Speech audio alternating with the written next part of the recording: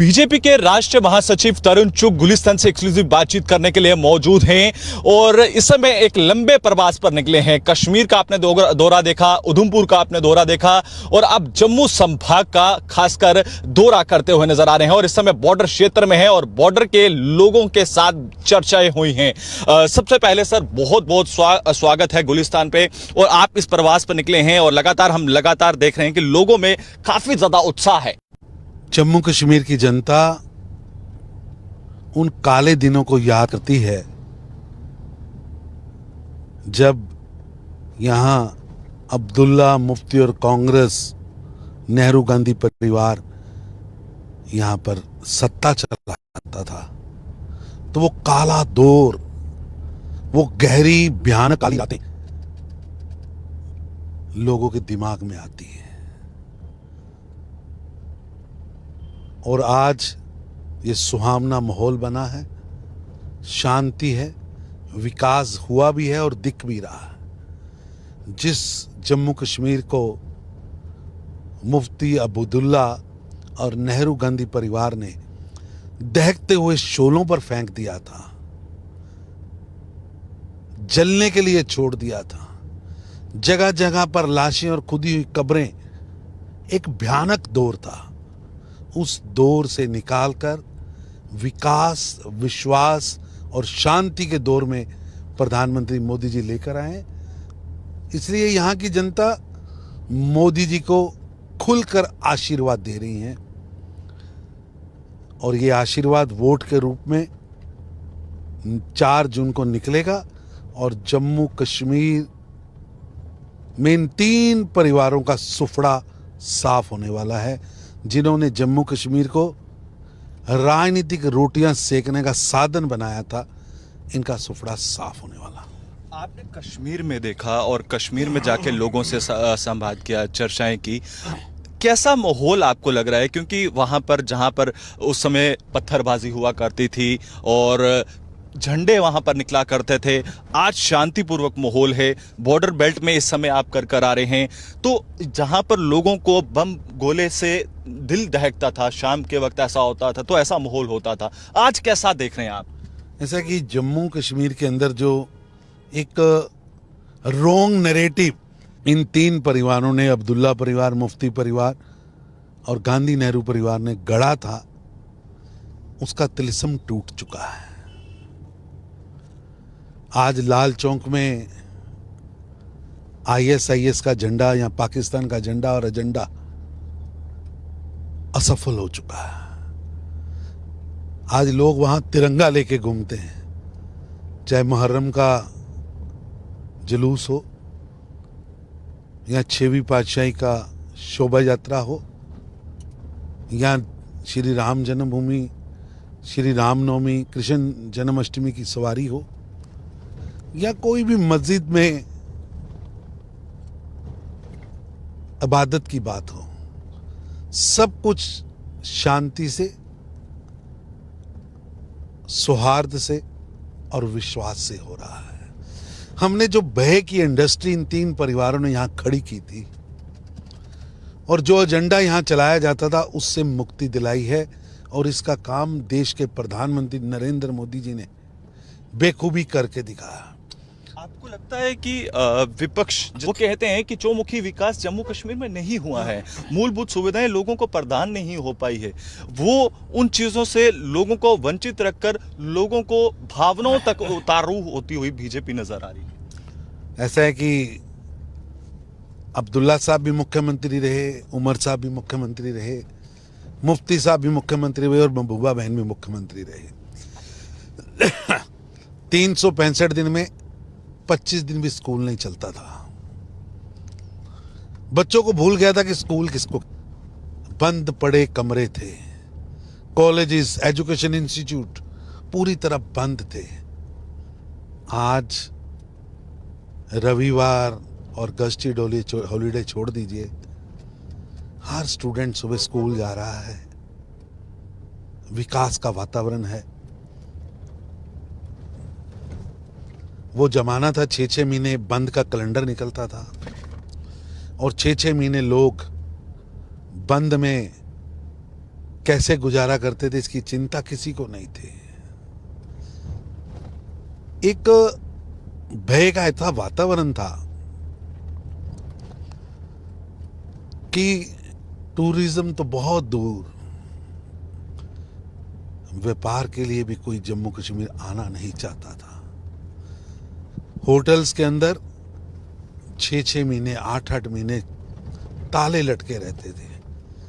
आज मैं उमर अब्दुल्ला साहब को कहूँगा कि वो जम्मू कश्मीर के किसी होटल में जाएं, वहाँ ओवर बुकिंग और विकास कार्य दोनों दिखेंगे। और शायद उमर साहब को भी रोज पूरे देश से लोग होटल बुकिंग की रिक्वेस्ट भेजते होंगे। ये तो ऐसा है जैसे सच को देखकर आंखें बंद करने जैसा। असल में ये 3 परिवारों ने इटली का चश्मा उधारा लेके लगा लिया है, इसलिए ना जम्मू कश्मीर का विकास नहीं दिख रहा। आज सबसे ज्यादा टूरिस्ट आने वाला प्रदेश जम्मू कश्मीर बना है। आज जम्मू कश्मीर के अंदर किसी भी होटल में कमरा नहीं मिलता है। करोड़ों की तादाद में लोग यहां पर्यटन के लिए आ रहे हैं। विकास की नई गाथा लिखी जा रही है। जम्मू कश्मीर एक टूरिज्म कैपिटल के रूप में खड़ा हुआ है। आप देखिए, शाम का समय है और हम बॉर्डर के लगभग 4-5 किलोमीटर पर चल रहे हैं। कितनी गहमा गहमी है, भय मुक्त वातावरण है। बच्चियां भी बाहर घूम रही हैं, परिवार भी घूम रहे हैं। जब ये अब्दुल्ला मुफ्ती का समय था, 4 बजे लोग घर में छुप जाते थे। कौन किसको मार देगा, कौन किसको बचाएगा। थानों के बाहर बड़े बड़े ताले लग जाते थे। आज सुखद वातावरण है, हर तरफ लोग सड़कों पर हैं। और ये पाकिस्तान का बॉर्डर है, जो बॉर्डर से मोटारार फेंकता था, आज ये नरेंद्र मोदी जी ने ऐसी स्थिति बनाई है और स्पष्ट कहा है, छेड़ोगे तो छोड़ूंगा नहीं। और वो करके दिखाया है। आज जो मोटार फेंक कर हमें डराने की कोशिश करता था, आज खुद भूख से लड़ रहा है। ये हमारी इंटरनेशनल जो नीतियां हमने बनाई, जो पाकिस्तान को बेनकाब किया है, जो पाकिस्तान आतंकवाद की फैक्ट्री था, आज देश के, विश्व के हर कोने में ये बात पहुंचाने का काम हमारी सरकार ने किया है, जिससे आज दुश्मन को समझ आया है कि अब भारत झुकने वाला नहीं है, अब भारत रुकने वाला नहीं है। ये नरेंद्र मोदी का भारत है, ये नया भारत है, विश्व के अंदर श्रेष्ठ राष्ट्र बनने वाला भारत है। आज विश्व के अंदर जहां हम लोकतंत्र की नानी दादी थे, आज पर्यावरण में भी भारत नेता है। बढ़ती हुई अर्थव्यवस्था के नाते भी आज विश्व में सबसे उत्तम स्थान बनकर उभरा है। तो जैसे आपने कहा कि ये उत्तम स्थान जो है वो भारत को मिलता हुआ नजर आ रहा है और लोग उम्मीदें भी इसी तरह से लगाए बैठे हैं।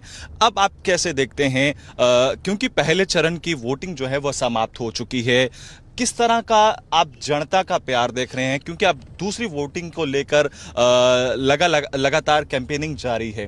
कैसे आपने प्यार देखा लोगों का, चाहे वो कश्मीर संभाग हो या फिर जम्मू संभाग हो?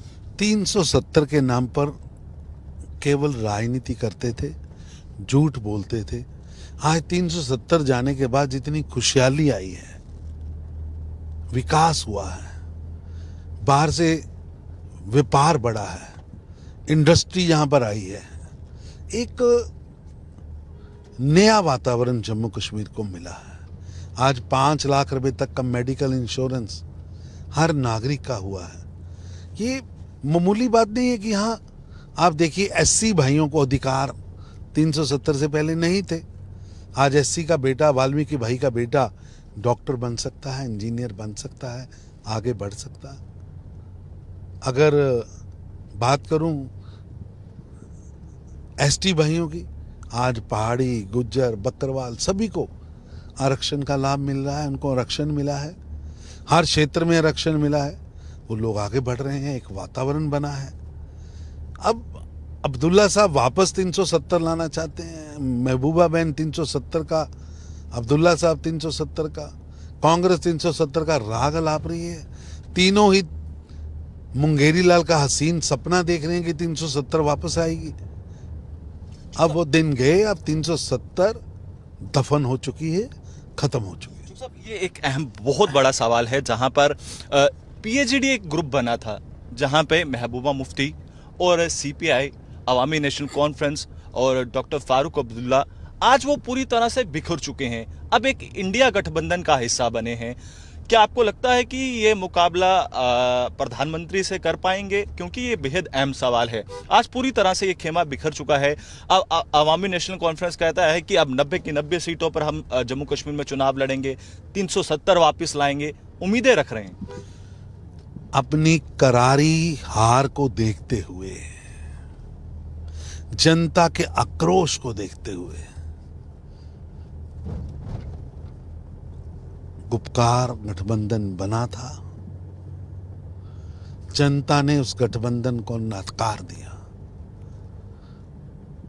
आज वो गठबंधन जो चिर विरोधियों ने बनाया था, आपस में मिलकर चलने की सोचा था, आज ना उनके साथ नेता है, ना कार्यकर्ता है, ना जनता है, बिखर गया है। एक दूसरे पर हार के रोप लगाए जा रहे हैं। ये अब इतिहास बन चुका है। आप कैसे देखते हैं? बेहद अहम सवाल है क्योंकि देश के प्रधानमंत्री उधमपुर की मंच से कहकर गए थे। उन्होंने कहा था कि जम्मू कश्मीर में राज्य का दर्जा भी बहाल होगा और इसी के साथ साथ जम्मू कश्मीर में विधानसभा के चुनाव भी होंगे। क्या हम यह मान के चलें कि जल्द राज्य का दर्जा और इसी के साथ साथ जम्मू कश्मीर में विधानसभा के चुनाव? बिल्कुल, हम कमिटेड हैं जम्मू कश्मीर में विधानसभा चुनाव के लिए, क्योंकि यहाँ परिसमन को रोक के रखा था, लोगों के अधिकारों को रोक के रखा था। अब परिसमन हो गया है, वोटर लिस्ट छाया हो गई है, ऑब्जेक्शंस आ गए हैं और चुनाव आयोग जल्द ही चुनाव घोषित करे और यहाँ की जनता का यहाँ पर जनता कहीं ना कहीं रुझान आप कैसे देख रहे हैं? क्योंकि पहले फेज की वोटिंग को आपने भी देखा होगा, क्योंकि उधमपुर में भी आपने कई सारी जनसभाएं की। कैसा आपको लोगों का उत्साह देखने को मिला? ऐसा कि जनता मोदी जी को आशीर्वाद देने के लिए आतुर है।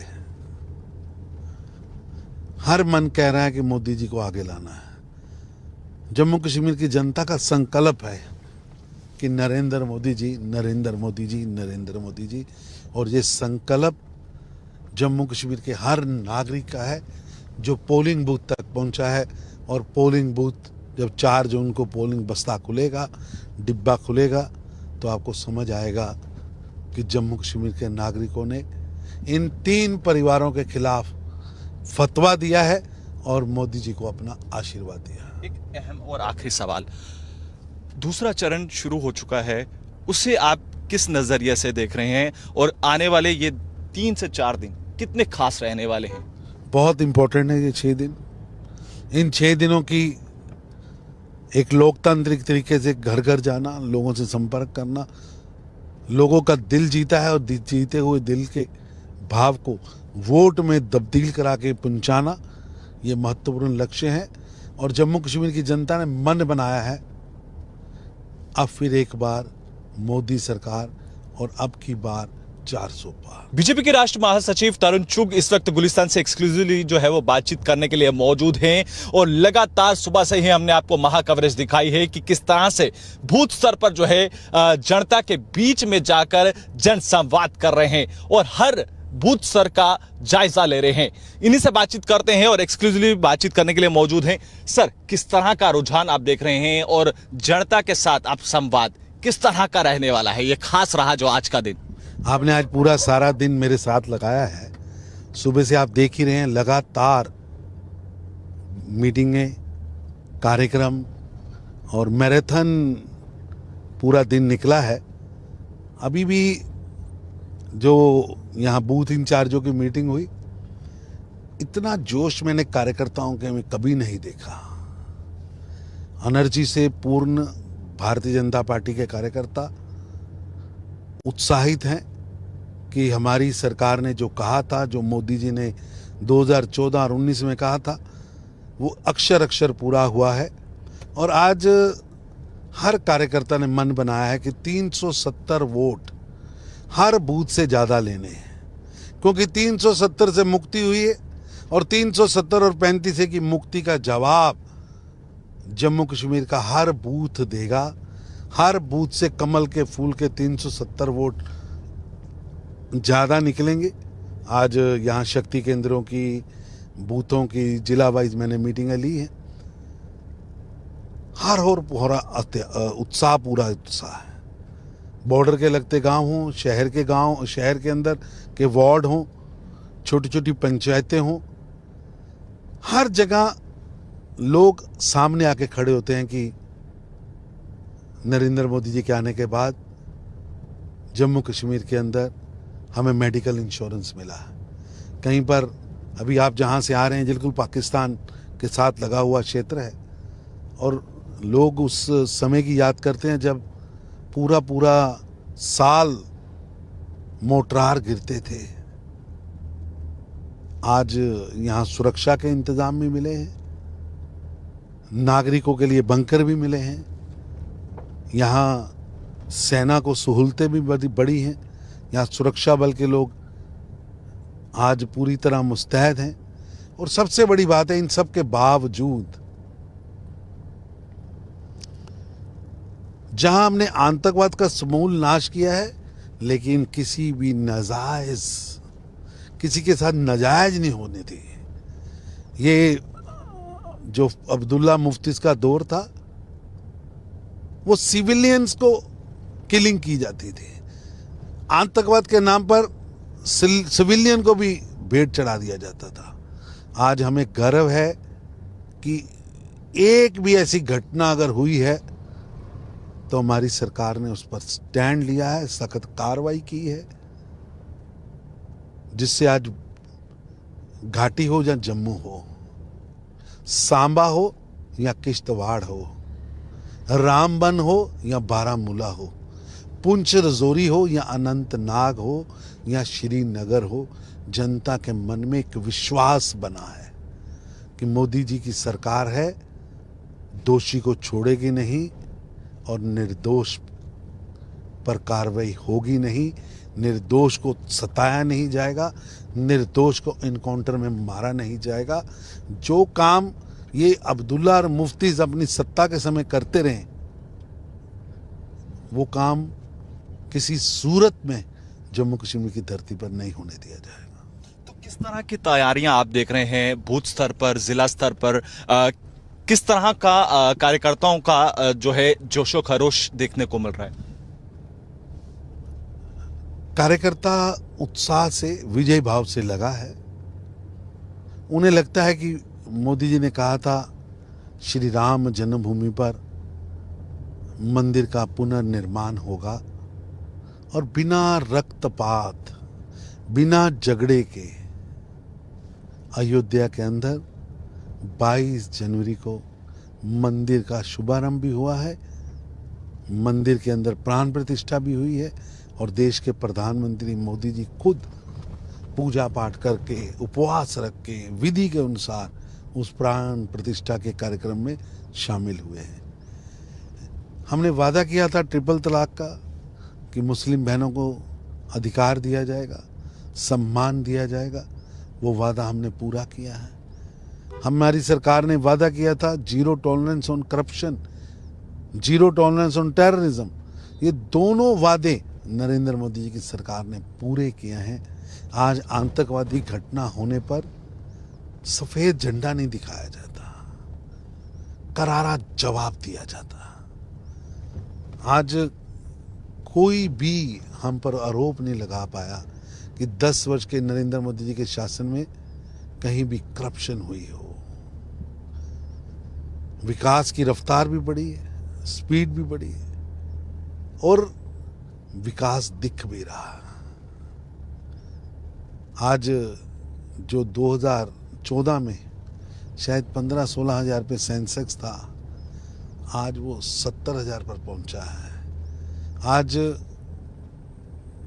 जो विश्व के अंदर भारत की अर्थव्यवस्था है, सबसे तेजी से बढ़ने वाली अर्थव्यवस्था बनी है। आज पर्यावरण में भारत नेता बना है। आज विश्व का हर देश भारत के साथ जुड़ना चाहता है। मोदी जी ने भारत की चमक व धमक पूरे विश्व में पहुंचाई है और विश्व के अंदर हमने भाईचारे का संदेश, पर्यावरण का संदेश, शांति का संदेश, मिलकर विकास का संदेश पहुंचाया है और ये भी बताया है कि भारत के नागरिकों की सुरक्षा हमारी प्रथम प्राथमिकता है। आपने आज जब लोगों से संवाद कर रहे थे तो मंच से एक कड़ा संदेश दिया कि 1990 का जिम्मेदार कौन। जनता ये कहीं ना कहीं अभी भी जानना चाहती है कि 1990 का वो दौर, वो कश्मीरी पंडित समाज जो आज भी इंतजार कर रहा है घाटी वापस लौटने का। हमने देखा कि बदलाव वहां पर शांतिपूर्वक हुआ है। क्या आप मानते हैं और किसका कहीं ना कहीं जिम्मेदार आप इसे देखते हैं?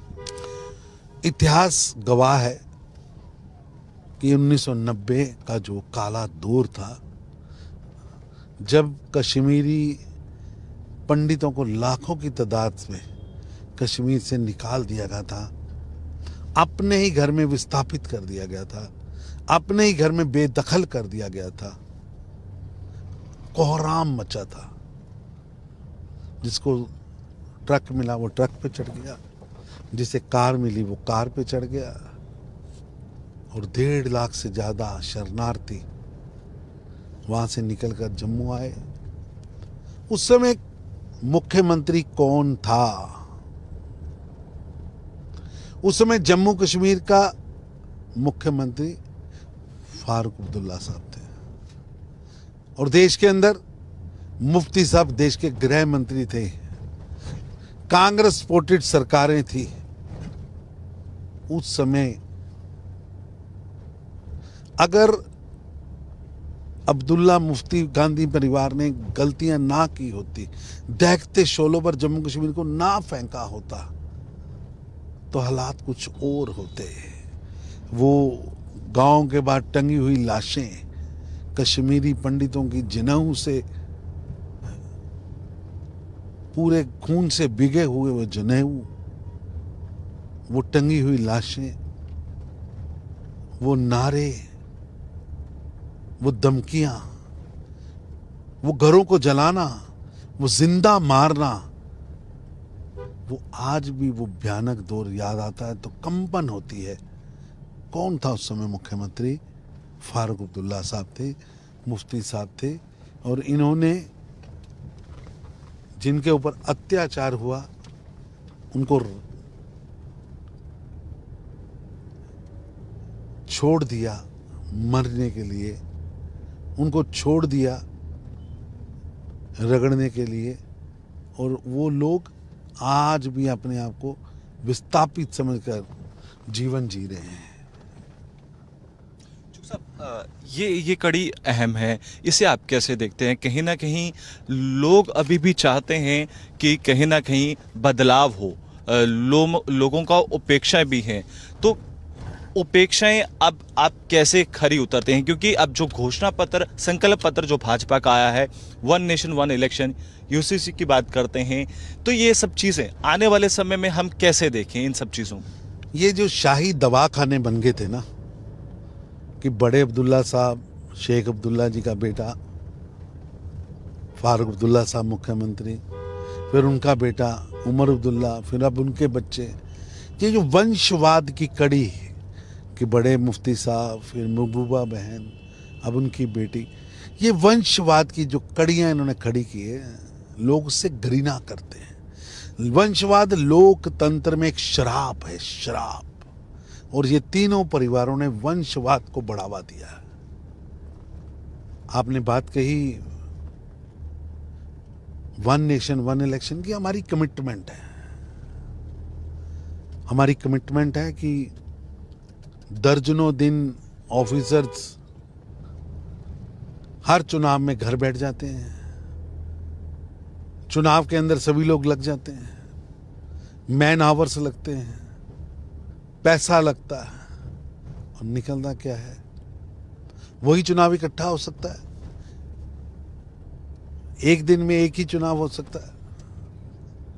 ये मौका बहुत बढ़िया मौका है और देश के अंदर वन नेशन वन इलेक्शन देश की ज़रूरत है, देश की अर्थव्यवस्था की ज़रूरत है, विश्व के साथ कदम से कदम मिलाने के लिए ये बहुत ज़रूरी है। जैसे कि आपने कुछ देर पहले कहा कि अब्दुल्ला और महबूबा मुफ्ती और कांग्रेस जो है 1990 का जिम्मेवार है, उसी पर उन्होंने कहा कि कश्मीर फाइल्स जो है वो भाजपा द्वारा लाई गई और कश्मीर फाइल एक दिखावा थी। उसके बाद 370 आई, वो भी एक दिखावा थी। क्या अभी भी ये तीन परिवार इन चीजों को सत्य नहीं मानते? जब श्रीनगर के अंदर कश्मीर के बाजारों में नारे लग रहे थे, कश्मीर बनेगा पाकिस्तान, तो कौन शासन में था? कौन उस समय सत्ता चला रहा था?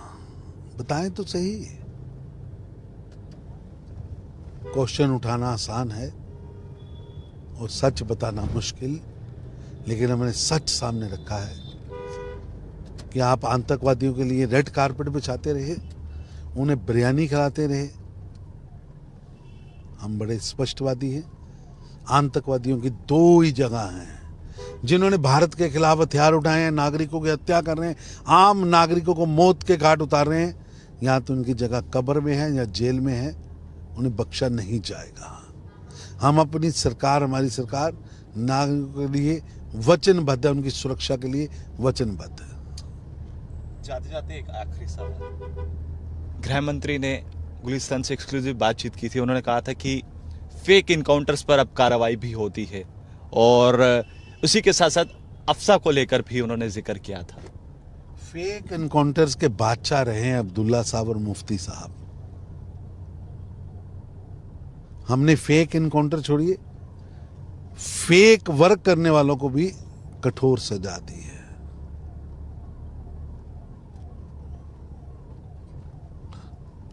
ये वो काला दौर याद करते ही कंपन छिड़ती है, कंपन छिड़ती है। और मैं समझता हूं हम सबको इस काले दौर में ले जाने वाले लोगों को, जिन्होंने जम्मू कश्मीर को टेररिज्म कैपिटल का खिताब दिया था, आज वो जम्मू कश्मीर मोदी जी के रजीम में अमित शाह जी की मेहनत से टूरिज्म कैपिटल बना है।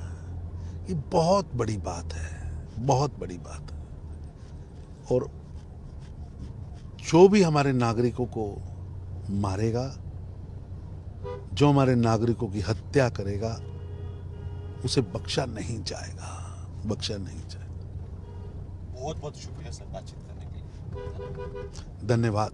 था कि जम्मू कश्मीर की बात करते हैं तो अब राष्ट्रीय महासचिव ने यह साफ कह दिया है कि अब की बार जम्मू कश्मीर के सभी माला पिरोकर जो है वो यहाँ की जनता प्रधानमंत्री मोदी जी को प्यार जरूर देगी। Video journalist